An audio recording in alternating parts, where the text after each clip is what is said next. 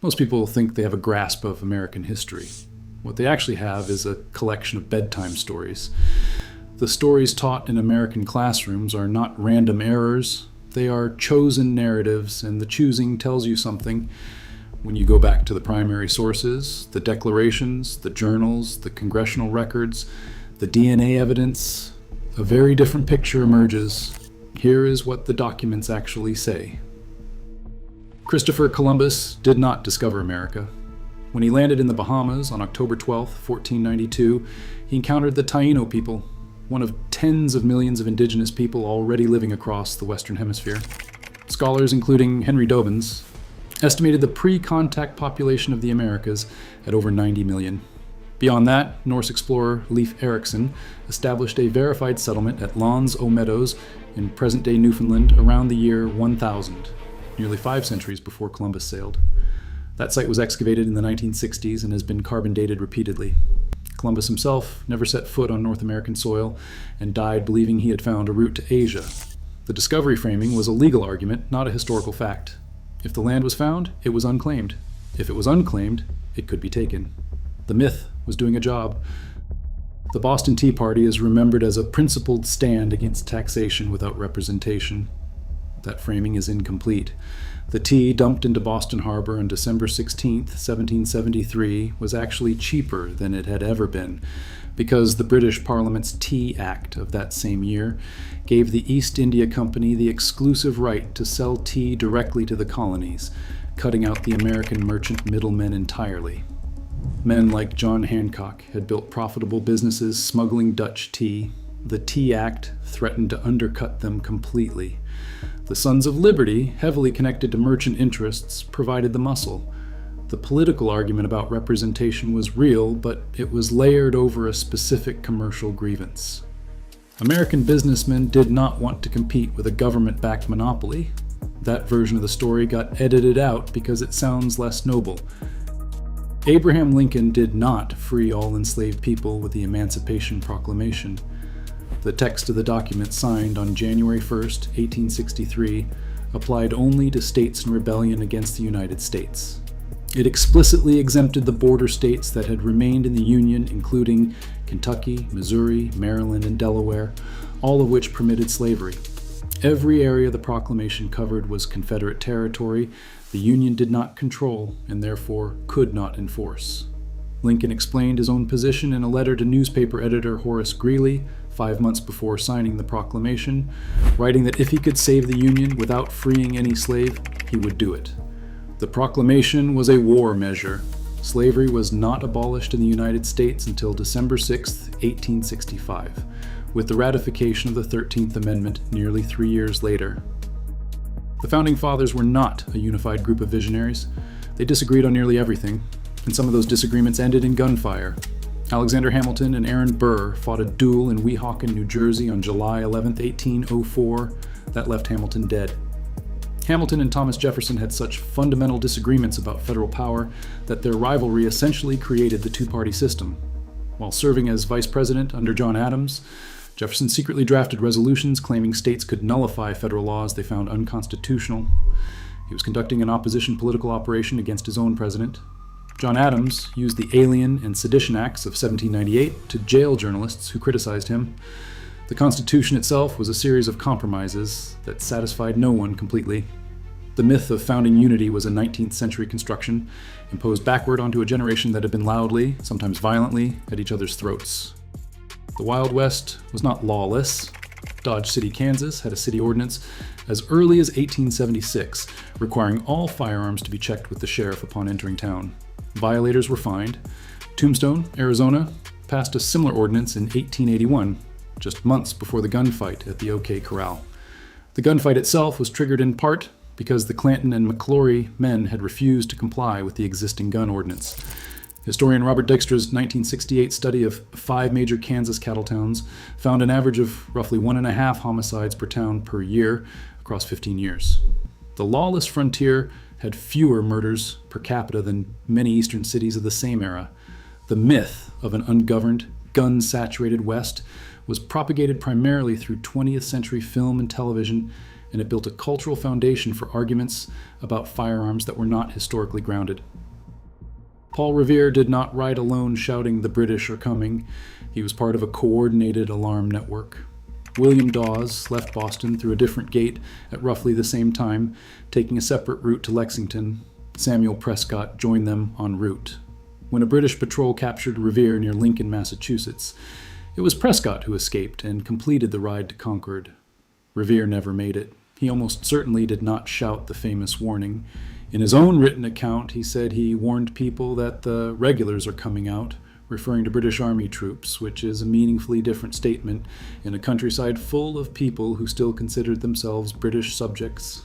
Henry Wadsworth Longfellow wrote his famous poem 86 years after the event, and he got several key facts wrong. The single hero narrative replaced a more accurate story of coordinated community action.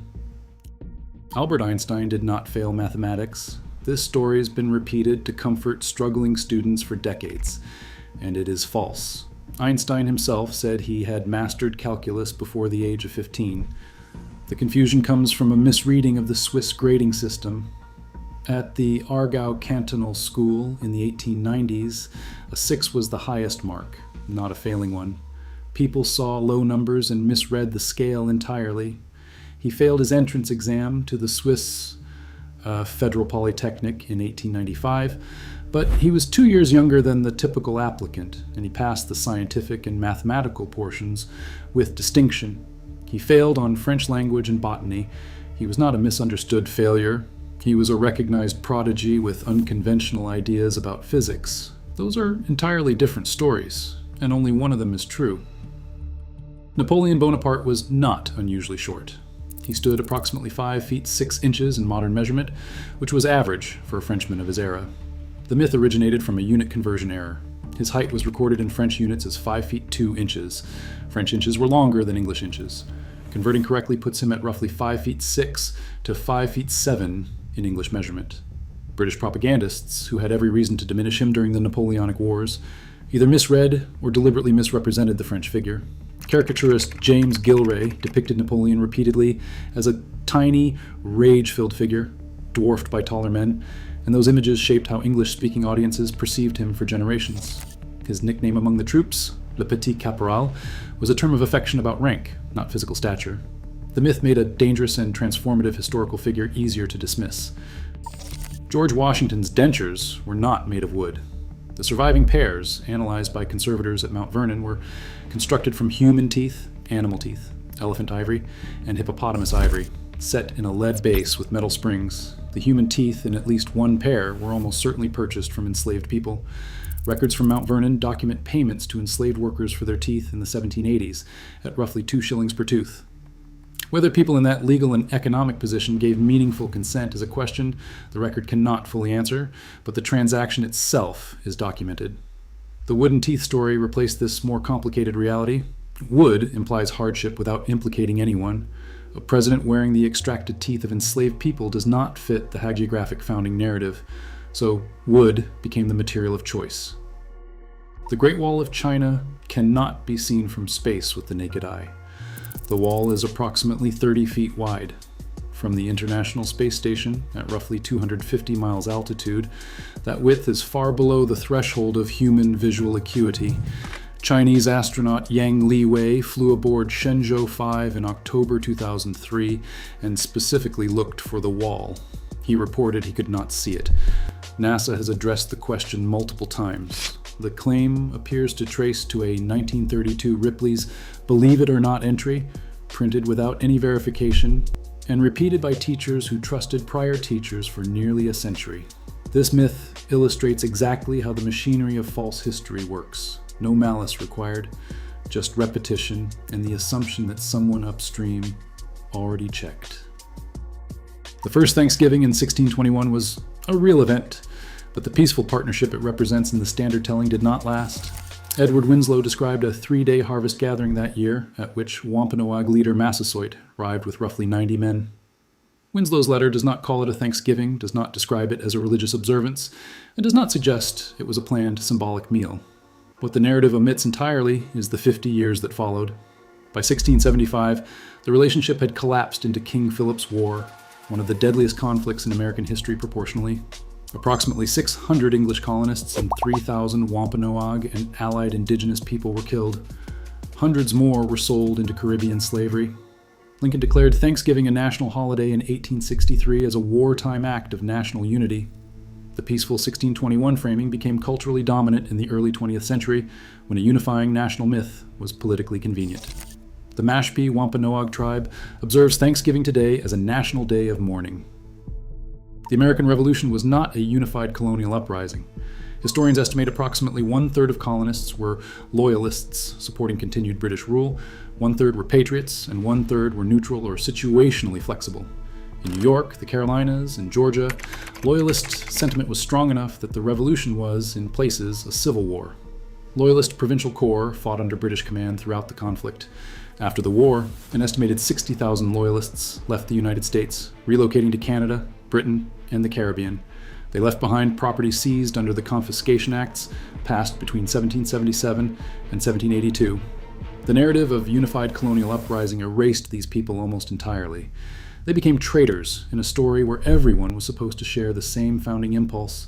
The actual picture of a fractured colonial society in which neighbor fought neighbor over questions with genuinely unclear answers in 1775 was too complicated for the clean origin story the new republic needed to tell. The Civil War was fought over states' rights. The seceding states explained their own reasons at the time in documents that are publicly accessible.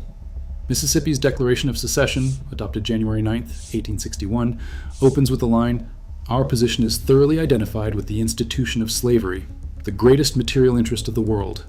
Georgia's Declaration, adopted January 29, 1861, named the protection of slavery explicitly. Confederate Vice President Alexander Stephens delivered his cornerstone speech in Savannah on March 21, 1861, stating that slavery was the cornerstone of the Confederacy and its foundation in the great truth of racial inequality. The states' rights framing emerged after the war, as the Confederate political class needed a way to rehabilitate the Confederate cause without openly defending chattel slavery.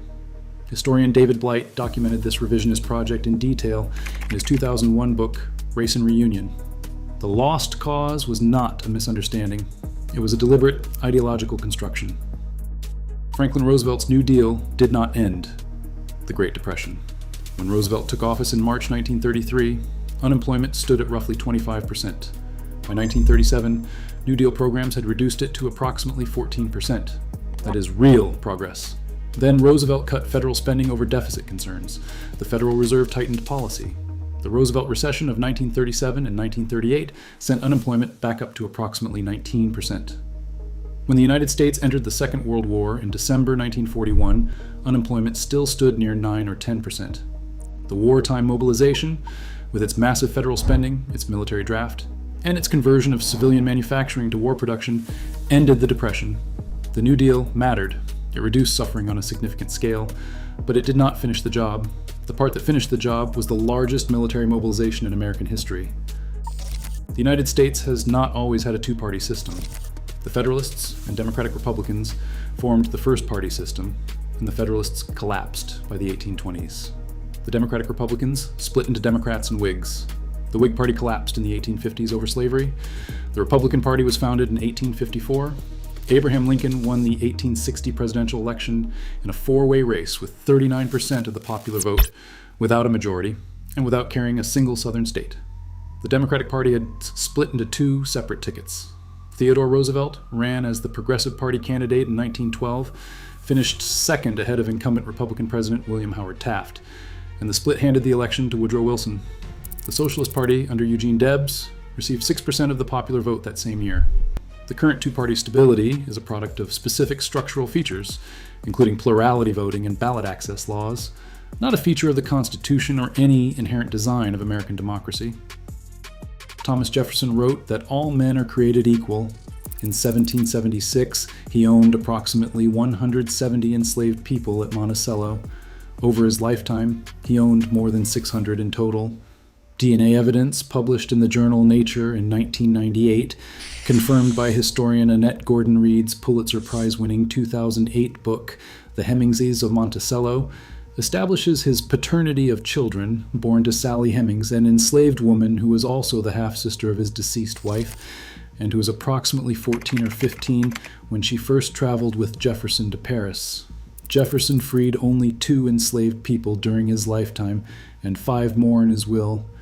The remaining roughly 130 people at Monticello were sold at auction after his death to pay his debts. The phrase, "all men are created equal," was, in its original context, a rhetorical claim about the relationship between the colonies and Britain. It took a civil war and multiple constitutional amendments before it was even partially extended to the people Jefferson himself had legally owned. Westward expansion is remembered as the triumph of self-reliant pioneers. The federal government built it. The Homestead Act of 1862 gave away approximately 270 million acres of federal land, roughly 10% of the total land area of the United States. Land taken from indigenous peoples through violated treaties and military campaigns. The Transcontinental Railroad, completed in 1869, was built with federal land grants and loans totaling approximately 170 million acres and tens of millions of dollars to the Central Pacific and Union Pacific Railroads alone. The Bureau of Reclamation, established in 1902, spent federal dollars building the dams and irrigation systems that made the arid West agriculturally viable. The Hoover Dam, completed in 1936, was the largest civil engineering project in American history at the time.